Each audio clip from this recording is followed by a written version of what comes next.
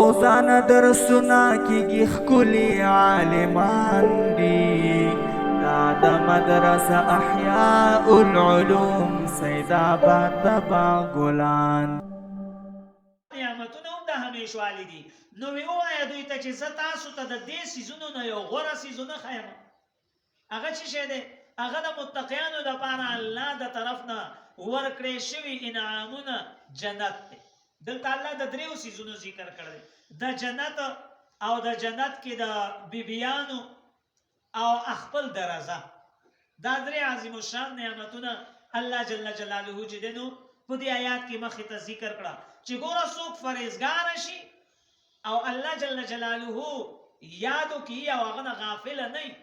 نو الله رب کریم هغه ته په انعام کې دا درې څیزونه به ورکوي.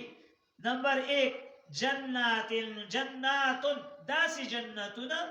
تجري من تحتها الانهار چې روان به یې بهیږي به د هغه د باغونو د ونو لاندې نه 4 قسمه نهرونه به چلیږي، د پیو، د ګبینو، د شرابو او د اوبو 4 قسمه ولی نهرونه دا د هر یو جنتی د هر یو باغ په ونو کې رواني وي، هر یو باغ کې به رواني. دویم شی الله جل جلاله فرمایي وازواج مطهره او بیبیان پاکي هر لحاظ سره، نه به چې دی نو هغوی ته څه قسمه بیماري راځي، نه به د علاج ضرورت وي، نه به چې دی نو هغه جامو او د جسم په لحاظ سره سامني، صاف سوتره په هر لحاظ سره او هر یو صفت کې اعلی درجه والا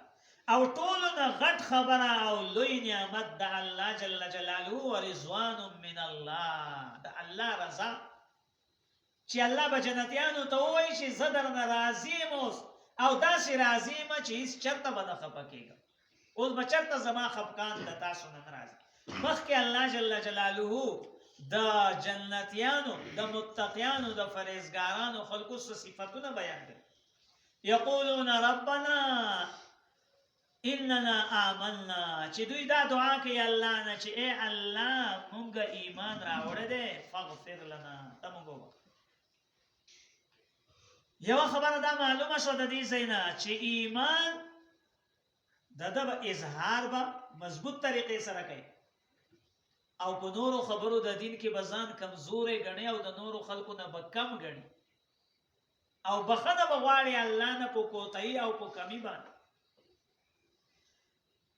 بله خبره هغه د دې مخکني دواړو آیتونو نه دا معلومیږي چې ایمان چې دی په دې سره د مضبوطیږي په نیک عملونو سره، او که چېرې بني آدم نیک عملونه نه کوي او ګناهګاره نو بیا د ایمان چې دی هغه کمزوری شي. هم په ګناه باندې ایمان ختمیږي نه، خو کمزوری شي، دی به اول نه جنت ته نشي تللی، سزا به یې کټ کوي. نو بیا د ایمان دا فایده او دا طاقت شته چې عمر بھر به دی په جهنم کې نه، یو زمانه به پې داسې راځي چې د ایمان د برکته به دی اوسي د جهنم نه، خو اول دی جنت ته نشي تللی، خپل د جرم سزا به کټ کوي.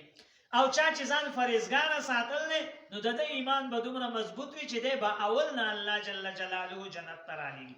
نو الله رب کریم فرمایي قد کان لکم آیة